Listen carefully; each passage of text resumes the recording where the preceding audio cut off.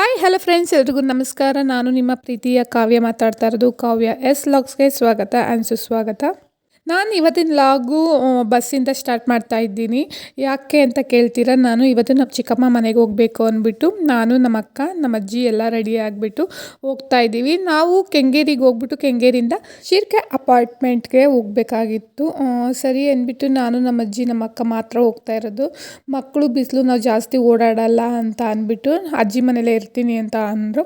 ಸರಿ, ನೀವು ಅಜ್ಜಿ ಮನೇಲೇ ಇರಲಿ, ನಾವು ಹೋಗ್ಬಿಟ್ಟು ಬರ್ತೀವಿ ಅಂದ್ಬಿಟ್ಟು ಈಗ ಹೋಗ್ತಾ ಇದ್ದೀವಿ.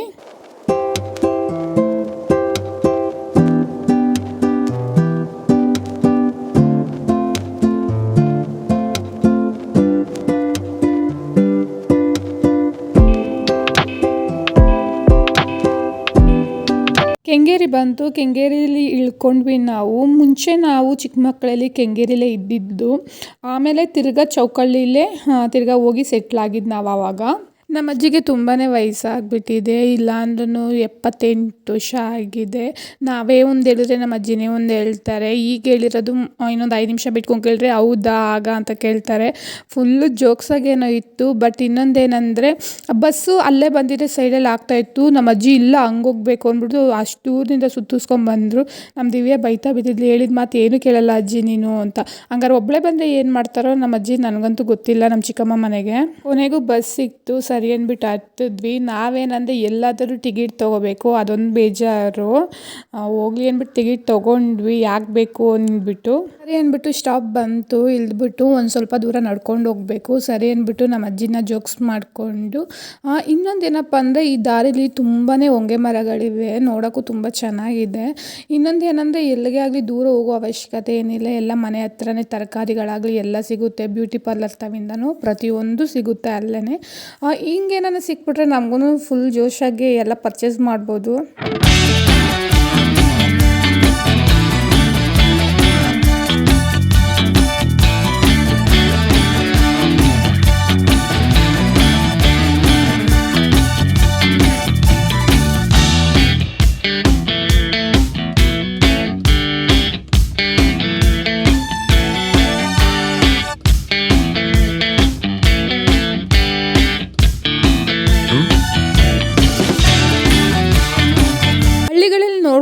ಹುಡ್ಕೊತೀನಿ ಅಂದ್ರೂ ಒಂದು ಹೊಂಗೆ ಮರ ಕಾಣಿಸೋದೇ ಇಲ್ಲ. ನನಗಂತೂ ಇಲ್ಲೂ ಒಂದು ಕಾಣಿಸೋದಿಲ್ಲ.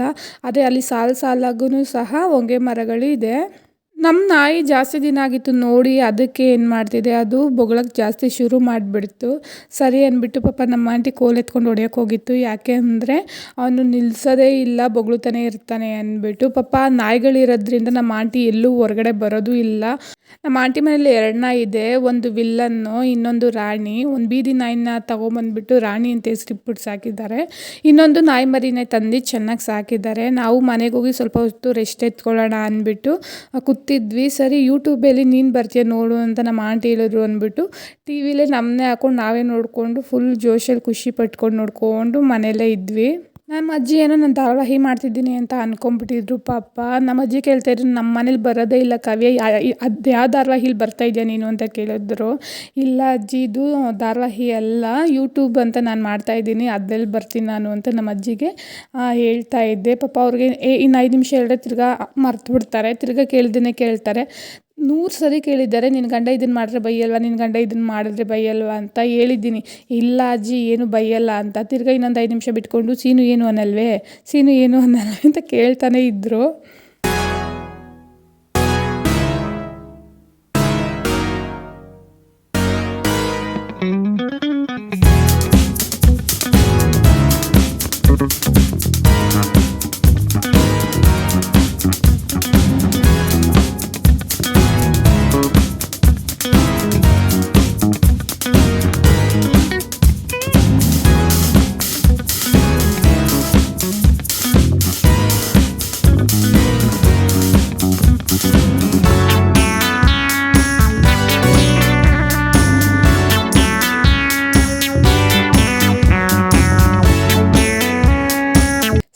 ತಮ್ಮ ಬಂದುಬಿಟ್ಟು ಸರಿ ಎಲ್ಲರೂ ರೆಡಿಯಾಗಿ ಮೂವಿಗೆ ಹೋಗೋಣ ಅಂತ ಅಂದ. ಯಾಕೆ ಮಕ್ಕಳು ಯಾರೂ ಬರಲಿಲ್ಲ ಅಂತ ಕೇಳ್ದ.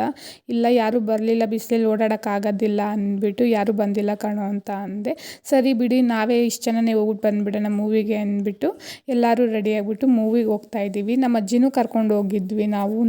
ಅಲ್ಲಿ ನಾನು ಜೀ ಕನ್ನಡದಲ್ಲಿ ಕೊರಿಯೋಗ್ರಾಫರ್ ಮಾಡೋ ಮೋನಿಶಾ ಅವ್ರನ್ನ ನೋಡಿದೆ. ಬಟ್ ಹೋಗಿ ಒಂದು ಫೋಟೋ ಇಡಿಸ್ಕೊಳ್ಳೋಣ ಅಂತ ಅಂದ್ಕೊಂಡೆ.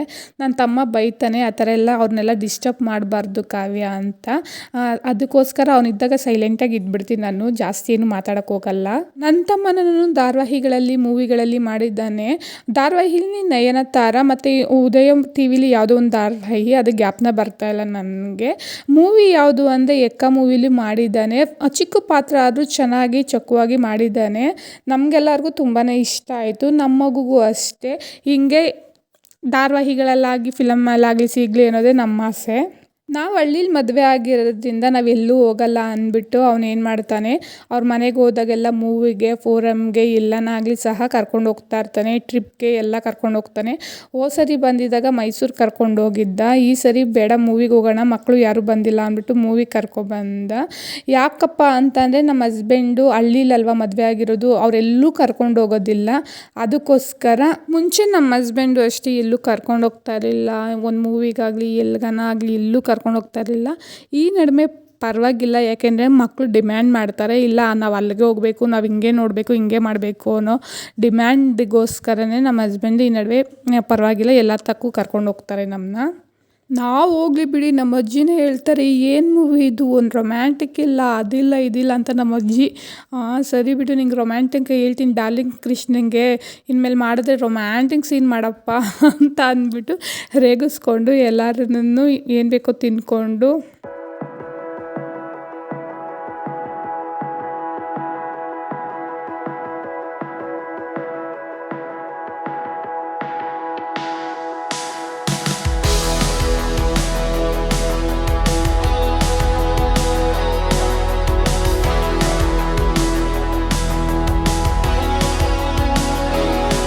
ಮೂವಿ ಕೊನೆಗೂ ಮುಗೀತು. ಸರಿ ಅಂದ್ಬಿಟ್ಟು ಎಲ್ಲರೂ ಮನೆಗೆ ಹೋಗೋಣ ಅಂದ್ಬಿಟ್ಟು ಬಂದ್ವಿ.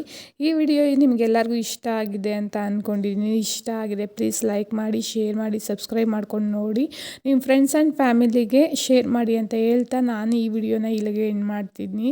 ನೆಕ್ಸ್ಟ್ ವಿಡಿಯೋ ಬರೋ ಗಂಟಲು ಥ್ಯಾಂಕ್ ಯು ಸೋ ಮಚ್, ಬಾಯ್ ಬಾಯ್ ಅಂತ ಹೇಳ್ತಾ ಈ ವಿಡಿಯೋನ ಇಲ್ಲಿಗೆ ಎಂಡ್ ಮಾಡ್ತಿದ್ದೀನಿ. ಬಾಯ್.